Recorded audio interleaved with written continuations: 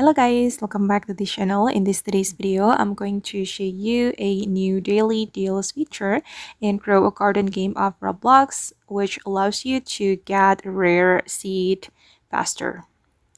Okay, let's get into it guys. I have already joined Grow a Garden game on Roblox, and then I'm going to go to the seed shop right here. Okay, and then guys, here you will see daily deals shop, and you can use the shop to get rare seed faster. As you can see, that you can buy beanstalk seed from here. So if the beanstalk is still not restocked in the seed shop, you can go to the daily deals and you can buy it.